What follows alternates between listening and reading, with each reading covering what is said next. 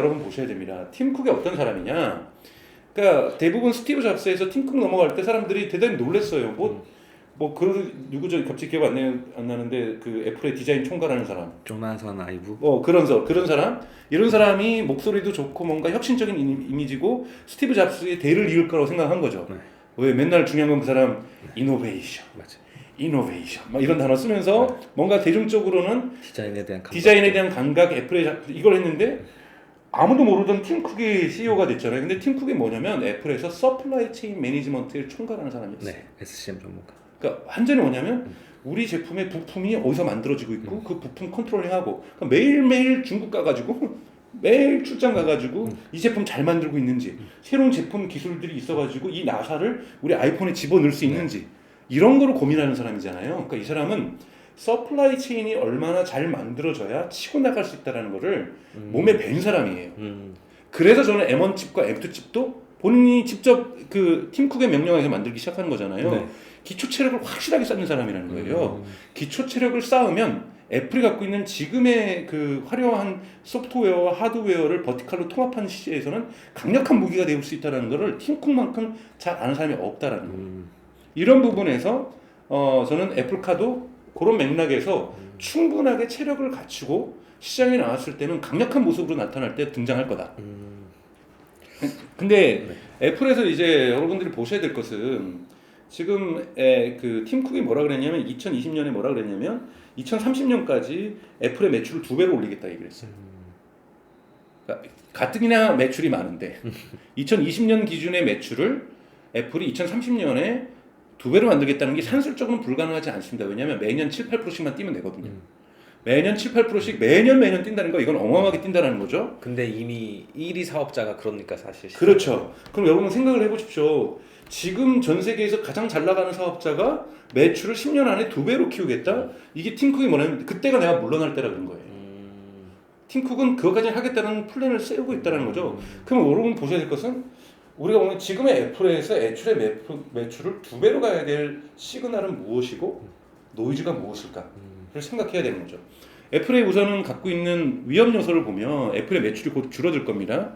대표적인 게 여러분 뭡니까? 인앱 결제죠. 그러니까 지금 빅티켓들이 다 겪고 있는 게 규제잖아요. 네. 그러니까 아마존 같은 경우는 PB 상품 우대하지 말아라 뭐 이런 것들 규제받고 있고 지금 한국에서 먼저 작년에 법안이 통과됐고 지금 전 세계적으로 확산되려고 하는 것은 구글 플레이하고 애플의 앱스토어에서 인앱 결제 강제하지 마, 수수료 경제 강제하지 말아라. 그러면은 이 부분을 유럽연합과 미국에서 이번에 규제가 통과되면 애플의 매출이 확 깎이는 겁니다. 이거 앉아서 버는 돈이었거든요. 그러니까 게이트키핑만 하면은 사람들이 거래하면 알아서 30% 볼까 이게 여기에서 영업이익률이 얼마나 높았겠어요. 이 부분이 날아가는 거면 지금 매출 2배로 만들겠다는 회사가 엄청난 부분을 갖다 손실을 봐야 되잖아요. 그래서 나오는 거 예를 들자면은 올해부터 가능할 수 있고 내년부터는 확산될 거라고 보면 아이폰 구독 모델입니다. 그러니까 아이폰을 구독 모델로 만들겠다는 것이 애플이 갖고 있는 건데 구독 모델을 어렵게 보시지 말면 구독 모델은 두 가지 관점이 있어요. 하나는 인도 시장을 공략함에 있어서 삼성전자도 고민하고 있고 다들 공략하고 있는 건데요. 저가 폰으로만 뚫을 수 있을 것인가. 저가 폰으로만 뚫을 수 없고 뭘 해야 되냐면 일종의 리스를 해줘야 된다는 거예요. 기계를. 근데 우리가 사실 기계를 리스해서 우리도 쓰고 있습니다. 어디가 리스를 합니까? 통신사가 리스를 해주는 거죠. 네. 통신사가 리스를 해주고 한 달에 우리 사실은 월정액 약정을 요금해가지고 거기서 얼마씩 깎아나가고 있는 거고 사실 높은 여러분 이자율을 내고 있어요. 네. 할부 이자율을 내고 있거든요. 근데 지금 애플이 지금 자꾸 파이낸스 쪽 스타트업들을 구매하고 있는 게 뭐냐면 직접 애플페이라든지 이 시장도 들어가겠지만 파이낸스 팀을 운영을 하겠다라는 거고 한국에서 될지 안 될지 모르겠어요. 통신사하고 갈등을 하더라도 원래 통신사가 약정 판매하던 거를 애플이 약정 판매하겠다라는 거예요. 그 이자 가져가겠다. 그 이자도 가져가고 그리고 판매함에 있어서의 마진율을 할 수 있는 통신사가 가져갔던 것도 먹을 수도 있는 거고 그리고 저가폰 살려던 사람도 리스트로 땡길 수 있고 그렇죠. 그거는 인도 시장이 먹을 수 있을 거고 그래서 이 이자율 요거 많지 않지만 이거라도 먹겠다라는 것이 있어요. 그건 뭐냐면 악착같이 이렇게라도 갈등을 세게 하겠다라는 것은 인앱 결제에서 만들어지는 손실을 로스를 채우겠다라는 저는 전략이라고 보고 있습니다. 그래서 아이폰 같은 경우에는 계속해서 매출이 증가하겠지만 일정 정도 이 완만한 즉 올라가지 않고 스태그네이션하는 또는 이 일정 수준만 유지하는 왜 매출이 올라가도 또 매출을 갉아먹는 애플 서비스 부분에서 갉아먹는 부분이 있을 거기 때문에 그럼 이 부분은 2배 성장하는데 큰 기여를 못 한다는 거잖아요. 네. 똔똔이라는 얘기네요. 네, 똔똔이라는 거예요. 네. 그러니까 애플이 갖고 있는 똔똔인 거고, 그러니까 애플이 이제 흔히 말하는 가장 강력한 무기라고 할 수 있는 것은 뭐냐면 여러분 지금까지 알고 있었던 것은 하드웨어와 소프트웨어의 통합. 네. 이것이 있었던 거고 이제 또 하나의 무기가 생기는 거죠. M1 칩과 M2 칩. 자, 이것을 가지고 이제 흔히 말해서 전쟁을 한다면 인천 상륙 작전, 인천에다가 상륙을 할 거냐, 원산에다 상륙 작전을 할 것이냐, 이것이 메가더가 결정했던 중요한 작전 전략인 거잖아요. 네. 노르만디에 상륙을 할 거냐, 네. 도대체 이 해안 교두부를 네. 어디다가 지금 애플이 구축할 것이냐의 가능성으로 언급할 수 있는 것이 AR 글래스가 한 축이 될 수 있는 거고. 가장 애플카 너무 먼 이야기일 수가 있지만 예. 지금 당장 M1, M2 칩을 가장 상용화가 가장 간단한 부분이 어디냐 하면 AR 글래스. 그렇죠. AR 글래스가 될 수 있고 또 하나는 우리가 있는 에어팟의 성능 강화. 이것도 강화했고 애플 워치의 성능 강화. 기존에 있었던 제품에 있어서의 그 모빌리티를 강조할 수 있는 적은 배터리로 좋은 하이 퍼포먼스를 낼 수 있는 이런 식으로 애플 워치라든지 우리가 에어팟이라든지 애플 글라스에 쓸 수 있는 이 무기가 있기 때문에 여기로 교두부 시장을 더 확대할 가능성이 저는 대단히 있고 이 부분에서의 매출 증가는 당연하게 있을 거라고 보고요. 아직 저는 애플 카가 나오려면 저는 팀 쿡이 퇴임하기 전일 거라고 저는 생각이 들어요. 그러니까 2030년에 이제 퇴임을 한다고 치면 물론 그 전에 몸이 아파서 그 일찍 퇴임할 수도 있지만 저는 충분히 올해 2년이니까 2025년, 2026년까지는 계속해서 루머가 나타날 거라고 보고 있고요. 애플이 처음에 이제 목표로 했던 거는 아무래도 자율주행이 되는 애플카겠지만 자율주행이 2023년 전에 저는 완성될 거라고 보진 않거든요. 현재 있는 걸로 다양한 서비스가 결합된 부분 자율주행이라고 할 수 있는 예를 들면 공항 가가지고 공항 주차장에 세우고 와 뭐 정도라든지 고속도로 달리는 부분에서 이런 부분에서 정도의 부분적인 자율주행의 기능을 탑재한 하지만 더욱더 중요한 것은 자동차의 모든 물리적인 어떠한 피지컬한 컴포넌트를 통제할 수 있는 카 OS, 자동차 OS를 가지고 있는 자동차 출현은 저는 나타날 거라고 보고 있어요. 근데 그것도 내년, 내후년일 거라고 보진 않고요. 조금은 시간이 걸릴 거라고 보고 있고 이 부분들이 이제 되게 중요한 부분일 거라고 보고 있고요. 되게 전략적일 수 있네요. 슈퍼 매스한 애플카를 가기 위해서 어떻게 보면 롱텀의 기간이 필요한데 네. 그 기간 동안은 M1이나 M2를 통해서 AR 시장을 매스 시장을 조금씩 더 넓혀간다. 네. 그리고 이제 자동차 시장에서 저는 좀 헷갈리는 부분들이 뭐가 있냐면 여러분들이 지금 저희가 서구나 아시아를 여행을 갈 때 애플 지도 많이, 구글 지도 많이 쓰잖아요. 네.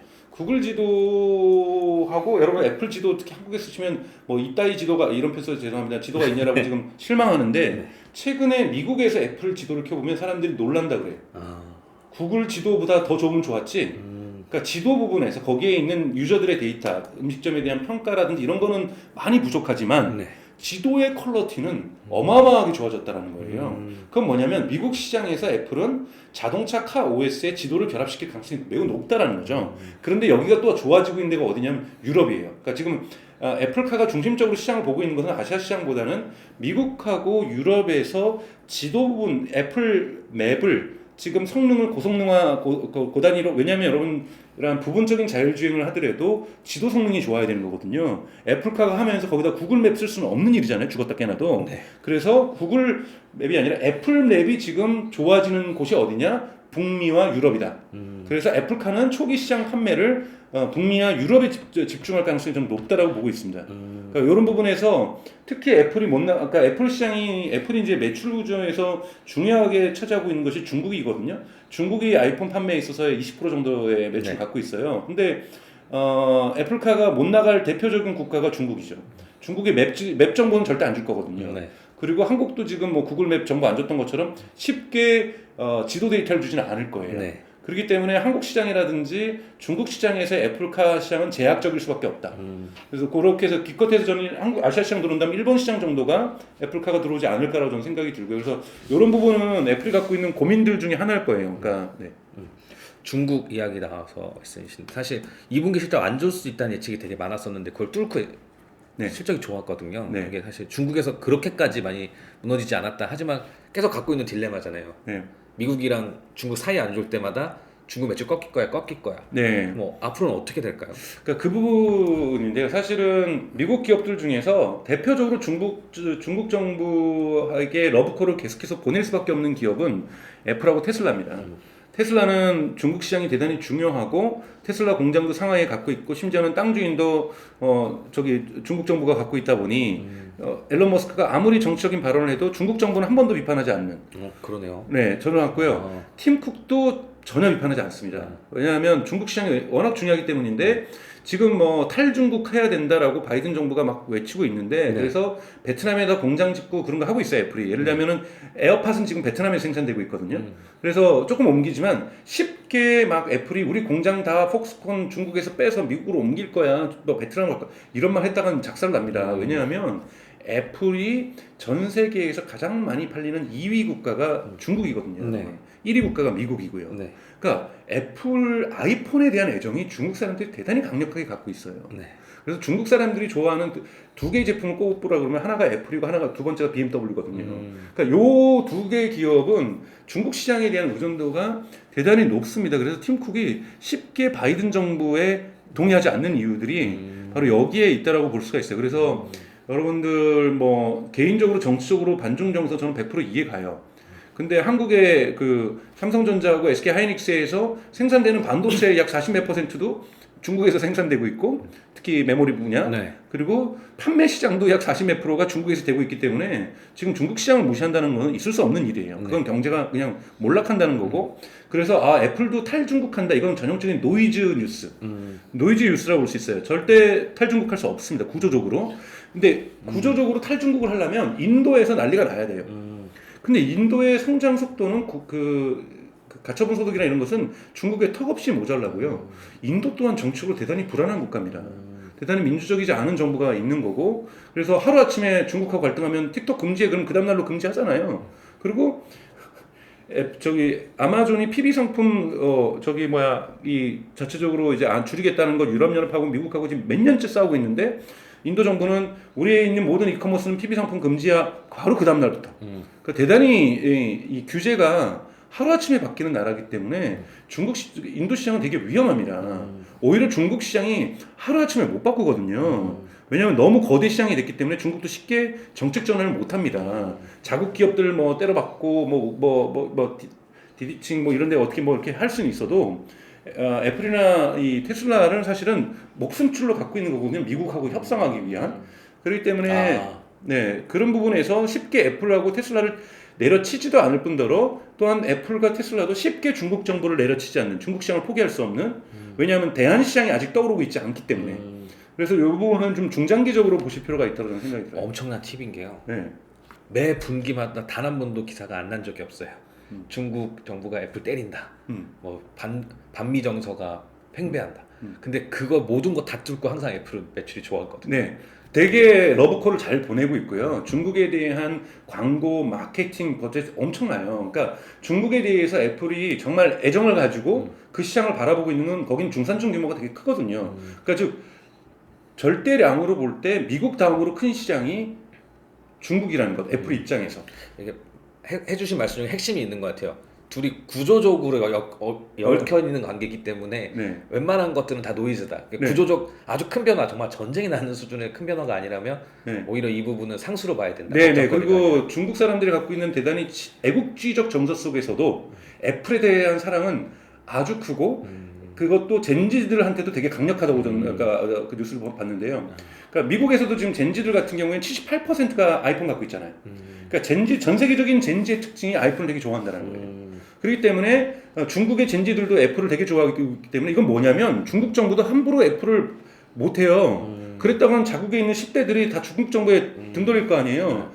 실제로 트럼프가 틱톡 비판했다가 미국의 10대들이 쟤 뭐지? 라고 얘기하면서 틱톡에서 반 트럼프가 조직화됐잖아요. 그것처럼 이미 대중화된 서비스를 정치인들도 쉽게 건들진 못해요. 그냥 다만 이제 협상에서 압력 주는 거죠. 너네 자꾸 애플 그렇게 까불면 좋지 않아. 테슬라 자꾸 까불면 날아갈 수 있어. 이런 걸 할 수 있어도 공개적으로 블러핑이네요. 예. 공개적으로 야 애플 내일부터 못 팔아. 이거는 중국 정부도 리스크가 너무 큰 거예요. 딱 그 생각이 나네요. 미국은 미국이고 애플은 애플인 거네요. 네네네. 중국 사람들. 네, 그래서 저는 애플은 뭐 테슬라처럼 뭐 천슬라 되고 막 이런 식으로 막 기하급수적으로 주가가 올라가지는 않을 거라 보지만 주가가 내려갈 가능성도 거의 없고 꾸준히 저는 매년 7, 8%를 매출이 상승하듯이 매년 이런 식으로 꾸준하게 상승할 주식이라고 좀 보고 있습니다. 주식 전문가는 아니지만 그래서 당연하게 반등들도 있고 내려갈 때도 있겠지만 또 하나는 애플이 갖고 있는 캐시예요. 이 캐시를 어디다 쓸 것이냐. 마지막으로 제가 한번 말씀드리고 싶은 거는 애플이 지금 한 1,000억 달러 정도의 1,000억 달러면 얼마죠? 100조 정도예요. 100조가 넘는 돈이죠. 그러니까 어마어마한 돈이에요. 네. 그러니까 매출을 2배 가기 위해서 M&A 시장에 뛰어들 수도 있다라는 거예요. 그런데 규제 당국의 규제에 걸리지 않는 M&A여야 되거든요. 막말로 얘기해서 현대 기아차를 인수한다든지. 그러니까 뭐 그럴 일은 없겠지만, 그러니까 왜냐하면 자동차 산업에 애플이 뛰어든다고 규제 당국이 규제하지 않을 가능성이 있거든요. 저는 또 하나 애플이 구매할 수 있는 가능성이 있는 회사로는 세일즈포스 같은 정도도 있다고 봐요. 그러니까 즉 B2B 영역으로 갔을 경우에는 규제를 안 할 수도 있거든요. 그런데 충분히 애플이 이 B2B 영역에서 흔히 말하는 MS가 지금 하고 있는 돈 벌고 있는 데가 B2B 영역에서 마이크로 오피스하고 엑셀 파는 거잖아요. 네. 충분히 B2B 영역으로도 들어갈 수 있다. 그래서 가능성에 이거는요. 애플이 세일즈포스를 인수하거나 또는 자동차 산업을 가기 위해서 현대기아차라든지 또는 베트남에 있는 빈그룹 요즘 빈페스트라고 해서 전기차를 대단히 잘 만들고 있고 유럽에 공장 2개 짓고 있고 미국에 공장 2개 짓고 있고 유럽에 배터리 공장 짓고 있고 빈그룹이 이제 배터리도 하고 있습니다. 미국에도 배터리 공장 짓고 있거든요. 이런 빈그룹에 있는 이 빈페스트라는 자동차 산업과 배터리 산업을 인수를 한다든지 그러니까 이렇게 함으로써 배터리와 자동차 시장을 한 큐에 먹는 거. 이 부분도 충분히 공략할 수 있어요. 왜냐하면은 테슬라도 되게 공을 들이는 것이 배터리잖아요. 네. 애플도 애플카를 가기 위해서는 배터리를 건들지 않을 수가 없는 거거든요. 그러면 배터리 업체들도 인수할 가능성이 있고요. 그리고 빈페스트처럼 자동차라든지 배터리를 가지고 있는 부분을 근데 이거는 베트남 정부가 쉽게 동의하지 않을 가능성이 높아요. 네. 그리고 저는 자동차 공장을 인수하는 거는 마지막 가능성이라고 봐요. 왜냐하면 배터리 시장과 자동차 시장을 함께 갖고 있는 그룹이 아니라면 그렇게 매력이 좀 떨어질 거라고 봐요. 그래서 그냥 이건 하청 좀 되는 거거든요. 네. 그래서 엄청나게 사실 리스크이기도 하잖아요. 그렇죠. 리스크이기도 하고 그래서 이거는 잘 안 갈 가능성이 있지만 배터리 업체를 인수하던 또는 세일즈포스 같은 B2B 업체를 인수하던 요 정도가 애플이 흔히 말하는 그러니까 규제 당국의 규제를 받지 않을 정도의 부분이다. 근데 애플이 게임 회사를 인수하거나 구글이 했던 것처럼 PP를 OS 위에서 인수하거나 작동하는 걸 하거나 뭐 스마트 워치 부분을 인수하거나 뭐 이런 부분은 전 일어나지 틱톡을 트위터를 인수하거나 트위터는 차라리 구글에는 인수될 수 있어도 애플에 인수되기는 어렵거든요. 그래서 규제 당국에서 논쟁이 될 것은 애플은 하지 않을 거다. 하지만 이 캐시플로우를 쌓아놓고 있기에는 너무나도 많은 캐시플로우가 있다.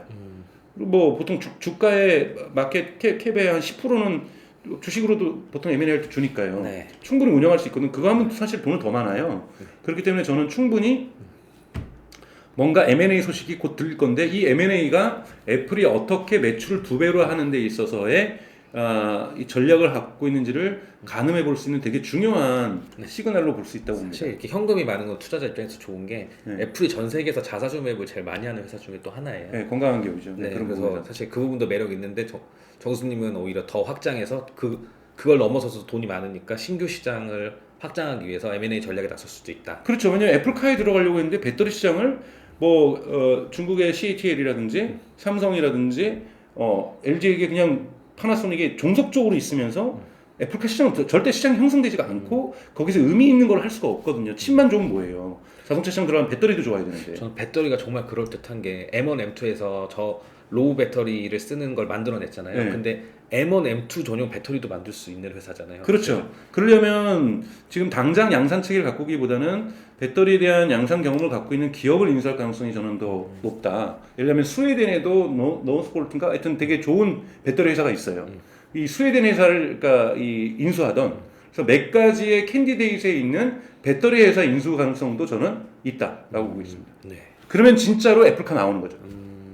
혹시 지금 너무 좋은 말씀만 했는데 리스크는 없나요? 그러니까 리스크가 이제 가장 큰 거는 이제 중국 리스크가 존재할 수 있는 거고요. 그래서 많은 리스크보다는 사실 가장 큰 건 역시 중국 리스크예요. 그리고 인도 리스크.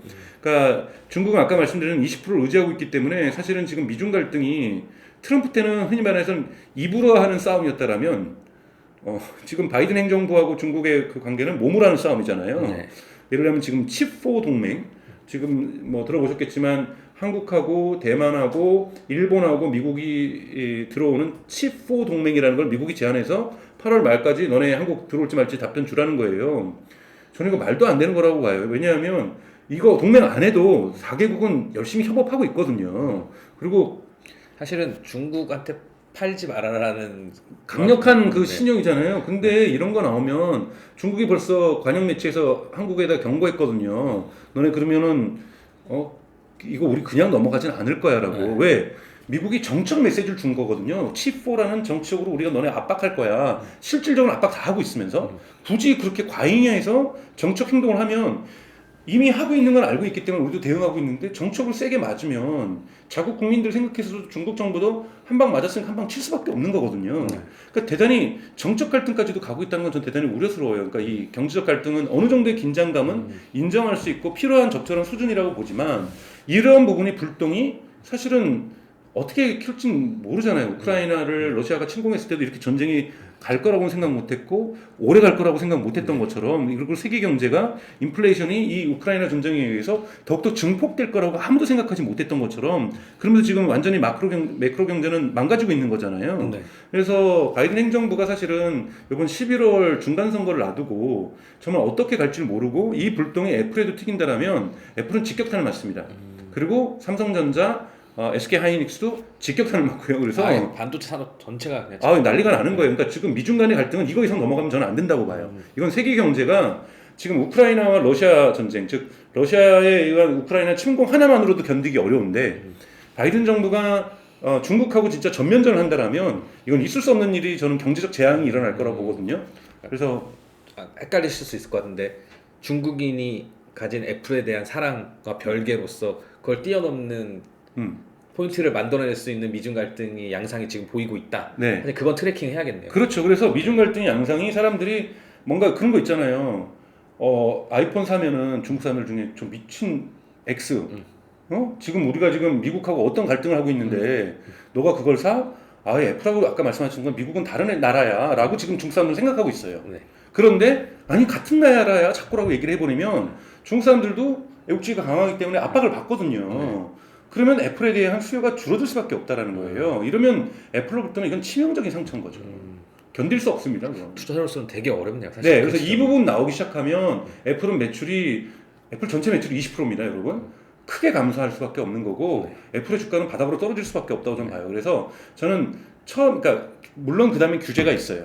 근데 규제는 저는 어느 정도 상쇄될 거라고 봐요. 그러니까 레귤레이션 들어오는 지금 빅테크에 대한 규제, 이거는 애플만 받고 있는 게 아니라 모든 기업들이 받고 있는 기업이고 빅테크 기업들이 어느 정도 애플은 상쇄 전략을 만들 수 있어요. 대응책 아까 말했던 아이폰을 서브스크립션으로 판다든지, 즉 통신사가 팔던 거를 파이낸싱을 해가지고 어떻게든지 돈 조금 더 벌어본다든지 이런 걸 해볼 수가 있는데 중국하고 결정이 나면 매출의 20%가 날아가는 거를 감당하기 어렵습니다. 이런 부분에서는 중국하고의 갈등이 증폭된다면 저는 개인적으로 볼 때는 애플 주가는 폭락할 수밖에 없다라는 거죠. 네, 이건 투자자들도 다 알고 있는 거기 때문에 대형 투자자들도 헷갈리네요, 진짜. 네. 그러니까 리스크 없는 주식 투자는 없죠. 네, 어떻게 보면 미중 갈등의 키워드가 진짜인지 노이즈인지 구별할 수 있는 눈이 있어야겠네요. 이건 어떻게 보면 전쟁으로까지 번질 만한 사건이다 아니다를 판단할 수 있어야겠네요. 네. 지금 어떻게 보면 감정적으로 치받는 게 있었는데 사실 그거는 매출에 영향을 주지 못했던 거잖아요. 네, 사실 그래서 서학개미나 우리 동학개미 개미 여러분들은 정책으로 조금 더 뉴트럴하려고 노력하셔야 됩니다. 지금처럼 정책 갈등이서 반중 정서를 외치는 것, 제가 중국을 옹호하려는 건 아닙니다. 그러니까 반중 정서가 가질 수 있는 경제적인 효과, 그리고 이것이 세계 경제에 미치는 영향뿐만 아니라 여러분들이 소유한 주가에 미칠 수 있는 영향이 결코 그냥 물가 1, 2% 오르는 거하고는 질적으로 다릅니다. 질적으로 다르고 중국 정부는 서플라이 체인에 있어서 미국 정부가 지금 코로나 팬데믹 기간 동안 이러한 미중 갈등을 강하게 하려고 하는 이유도 우리가 지금까지 글로벌 경제에 있어서 중국에 대한 의존도가 너무 높았다. 이걸 깨달으면서 조금은 경제의 독립성을 원하는 쪽으로 가기 위해서 서플라이 체인의 재조정과 재구조화를 지금 주장하면서 중국하고 이런 갈등들을 낳고 있는 거거든요. 저는 이 방향에 대해서 너무 지나치게 의존적이었던 중국 의존성을 극복하려고 하는 건 좋다라는 거예요. 좋은데 이 사고가 중국 경제를 전 세계가 무시해도 된다는 사고로 하면 곤란해진다라는 거예요. 여러분 우리나라 경제에서 제일 수출을 많이 하는 것도 중국입니다. 네. 그리고 여러분 엔비디아 제가 따로 얘기했었는데 엔비디아의 전체 시장 세계를 얘기하면 엔비디아가 미국 기업이니까 뭐 괜찮아 하고 있지만 엔비디아의 GPU라든지 엔비디아의 매출의 발생이 25%가 중국에서 나요. 그리고 25%가 대만에서 나고 25%가 한국에서 납니다. 기타 아시아에서 나요. 네. 그리고 이 대만에서 만들어진 25%도 중국으로 많이 수출이 돼요. 그러니까 엔비디아도 의존도가 중국에 엄청나게 강하다라는 거예요. 그래서 세계 경제가 중국 의존도가 너무나도 크기 때문에 쉽게 탈중국했거나 소비 시장에서의 어떤 이 중국 소비자들의 애국주의하고 맞붙는 순간은 결코 이거는 이 연쇄 효과는 저는 러시아 우크라이나 전쟁보다 더 클 거라고 봅니다. 애플은 또 이렇게 정리가 됐네요. 좋을 건데 미중 갈등 잘 관찰할 수밖에 없다. 네. 이렇게 정리할 수 있을 것 네네. 같습니다. 그 부분이 명확한 시그널 뉴스이기 때문에 예의 주셔야 되는 거고 레귤레이션 문제는 물론 이것도 주가에 영향을 미치겠지만 벌써 이미 선반영되어 있고 크게 큰 효과는 없을 거라고 저는 보고 네, 있고요. 뭐 새로운 규제안이 나올 것 같진 않아요. 계속 네. 어떤 규제안이 나올 거라는 건 이미 충분히 얘기가 인앱 결제니까요. 네. 네. 네. 알겠습니다. 네, 애플에 대해서 알아봤습니다. 네, 네, 고맙습니다.